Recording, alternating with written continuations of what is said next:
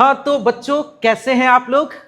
दुआ करते हैं आप लोग बहुत अच्छे होंगे, बिल्कुल स्वस्थ होंगे और अपनी अपनी बोर्ड की तैयारी में व्यस्त होंगे। मैं आप लोग के बीच आज नेक्स्ट वीडियो जो आपका अभी दे रहे हैं वो है मछली का श्वसन अंग। मछली के श्वसन अंग को आज मैं आपको समझाने वाला हूं। आपको मनुष्य के श्वसन अंग में नाक, नासिका, स्वर यंत्र या लैरिक्स, श्वास नली या ट्रैकिया, फेफड़ा को अच्छे से समझाते हुए आज मैं आपको मछली के श्वसन अंगों के बारे में बताऊंगा, जिसमें मैंने आपको बताया है कि मनुष्य के श्वसन के लिए सबसे महत्वपूर्ण गैस कौन है? ऑक्सीजन। कौन है? ऑक्सीजन। मैंने आपको बताया था कि मनुष्य का सबसे महत्वपूर्ण श्वसन अंग कौन है? सबसे महत्वपूर्ण श्वसन अंग कौन है? फेफड़ा है बच्चों। क्या है? फेफड़ा। अच्छा, मनुष्य का तो जान गए फेफड़ा है, तो केचुआ का त्वचा, केचुआ का त्वचा, टिड्डा का, तेलचट्टा का, मच्छर का, खटमल का, इस सब का कौन है? श्वास नली या ट्रैकिया। श्वास नली या और बात रहा मछली का, तो मछली का होता है गिल्स। सबसे महत्वपूर्ण श्वसन अंग मछली का कौन है? जिसका दूसरा नाम क्लोम है। क्या है बउआ? इससे संबंधित विशेष बात बताऊंगा, लेकिन एक बार क्विक रिवीजन हो जाए तो ज्यादा बेहतर है। बताइएगा कि मनुष्य में जो श्वसन की क्रिया होती है वो कौन सी श्वसन है? वायवीय श्वसन या कौन श्वसन? ऑक्सी श्वसन। वायवीय श्वसन या ऑक्सी श्वसन। क्या कोई दिक्कत है? 100% समझ में आ रहा है। और इसी के साथ में अगर मछली की बात करूं, मछली द्वारा श्वसन की क्रिया की बात करूं, तो मेरे बच्चों आपको मैं बताऊंगा कि देखिए बुआ, मछली आप लोग यदि लगभग सारे बच्चे देखे जरूर होइएगा। जहां भी मेरी वीडियो आप देख रहे हैं, वो चाहे वो वेजिटेरियन हो या दोनों हो, वेजिटेरियन नॉन वेजिटेरियन दोनों हो, पर एक बात तो तय है कि आप मछली जरूर देखे होइएगा। अब मछली देखे होइएगा तो गलफरा के उल्टा के ओकरा अंदर में एगो ललका झिल्ली रहता है, वो भी जरूर देखे होइएगा। वो जो लाल झिल्ली देख रहे हैं ना, वो एक मोटी परत है, परत दर परत कई परत के मिलकर वो झिल्ली बनी हुई है। तो उसकी जो एक पीस है, एक परत है, उस एक परत को कहते हैं गिल्स। एक परत को क्या कहते हैं? उसके एक परत को कहते हैं गिल्स। और पूरे की पूरी परतों का जो है परत दर परत एक बंडल होता है, उस पूरे के पूरे बंडल को बोला जाता है गिलकोष्ठ।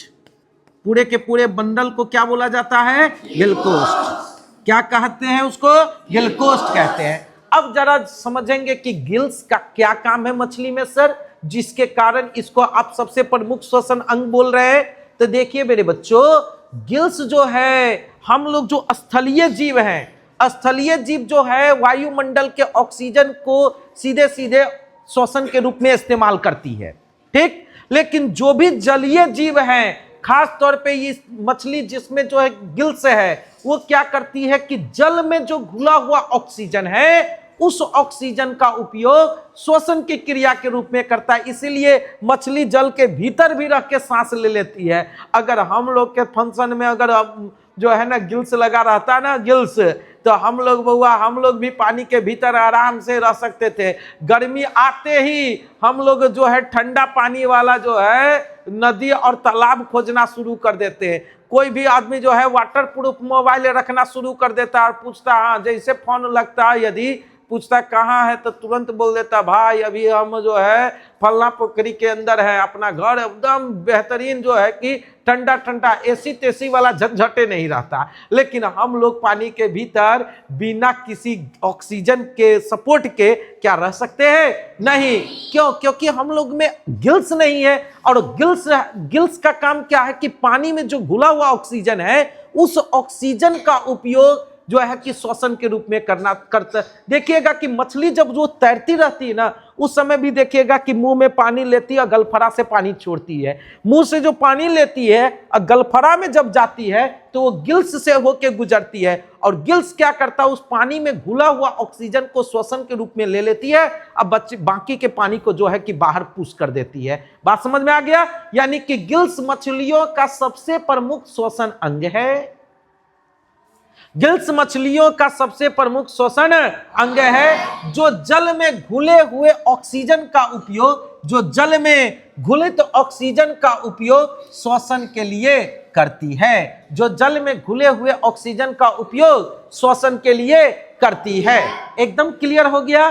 पूछ देगा कि मछलियों का सबसे प्रमुख श्वसन अंग कौन है, तो क्या बोलेंगे? अब आइए गिल्स में, गिल्स तो एक परत की बात हुई। गिल्स पूछ देगा कि गिल कोष्ठ क्या है, गिल कोष्ठ क्या है, तो क्या बोल सकते हैं हम? गिल्स, गिल कोष्ठ कई गिल से परत बाई परत जुड़ी होती है। जैसे एक परत है, इसके ऊपर में दूसरी परत भी जुड़ी रहेगी, इसके ऊपर में फिर से तीसरी परत भी जुड़ी रहती है, और इस प्रकार से एक बंडल का निर्माण करती है, एक कोष्ठ का निर्माण करती है। इसी को गिल कोष्ठ कहते हैं। इसी पूरी की पूरी परत को क्या कहते हैं? गिल कोष्ठ। यह गिल कोष्ठ कहां पाई जाती है? तो मछली के मुख के पार्श्व भाग, यानी कि सिर के, मछली के सिर के पार्श्व भाग, पार्श्व भाग मतलब बाहरी भाग, तथा आंख के ठीक पीछे व्यवस्थित होता है। कई गिल्स श्रृंखलाबद्ध तरीकों से परत बाई परत जुड़ी होती है, जिसे गिल कोष्ठ कहते हैं। यह सिर के, मछली के सिर के पार्श्व भाग, बाहरी भाग तथा आंख के ठीक पीछे व्यवस्थित होता है, आंख के ठीक पीछे व्यवस्थित होता है, एवं एक गिल्स कवर से ढका होता है, यानी कि एक गलफरा से ढका होता है। एकदम क्लियर है बच्चों। मैंने आपको मछली से संबंधित, उसके श्वसन अंगों से संबंधित आपको मैंने क्लियर किया। मछली का सबसे प्रमुख श्वसन अंग है गिल्स, जिसे कोलोम भी कहते हैं। गिल्स क्या है? तो गिल्स मछलियों का सबसे प्रमुख श्वसन अंग है जो जल में घुलित ऑक्सीजन का उपयोग श्वसन क्रिया के रूप में करती है। और ये एक परत को हम गिल्स कहते हैं, लेकिन ये एक परत के रूप में नहीं रहती है, एक साथ एक गुच्छा के रूप में रहती है, एक साथ एक बंडल के रूप में रहती है। यानी कि कई गिल्स परत बाई परत श्रृंखलाबद्ध तरीकों से जुड़े होते हैं, जिसे गिल कोष्ठ कहते हैं। ये गिल कोष्ठ मछली के सिर के पार्श्व भाग तथा आंख के ठीक पीछे व्यवस्थित होता है, आंख के ठीक पीछे व्यवस्थित होता है। Any problem guys? तो इस प्रकार से आपका जो है कि मैं बताऊं कि थ्योरी हमने आपका कंप्लीट करवाया है। आपसे पूछ देता है कि स्थलीय और जलीय जीवों के श्वसन क्रिया के लिए किस प्रकार से ऑक्सीजन प्राप्त किया जाता है।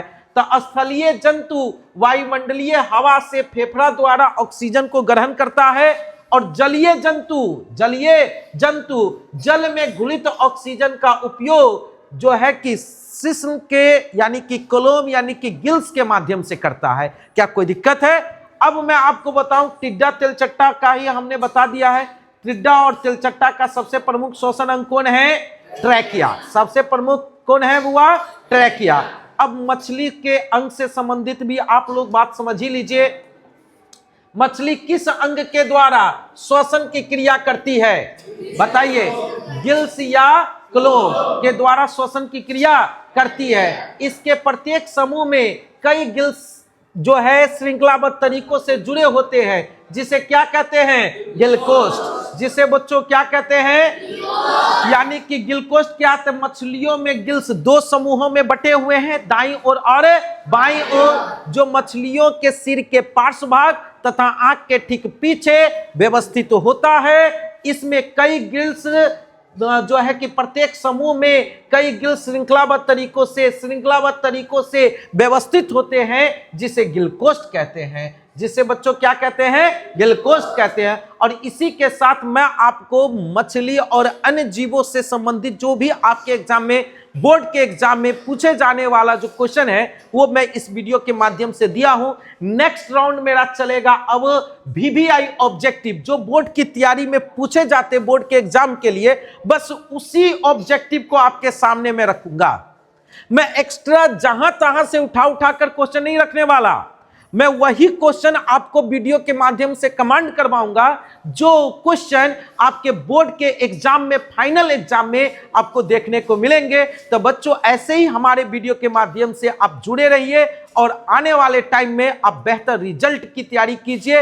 ये तैयारी नहीं चल रही है, ये तैयारी आखिर में तैयारी जीत की चल रही है। इसीलिए फिर मैं आपके एग्जाम के लिए मैं बता दूं कि खूब बढ़िया से आप रिवीजन कीजिए, बेहतर तैयारी कीजिए। आने वाला टाइम बहुत बेहतरीन रिजल्ट का रहेगा और बहुत बेहतरीन गोल्डन टाइम रहेगा। मैं आपको बता दूं बुआ कि अगर जिंदगी में आप बहुत कुछ खोए हैं, बहुत कुछ हारे हैं, तो याद रखिएगा, एक मेरी इस लाइन को याद रखिएगा कि असफलता एक चुनौती है।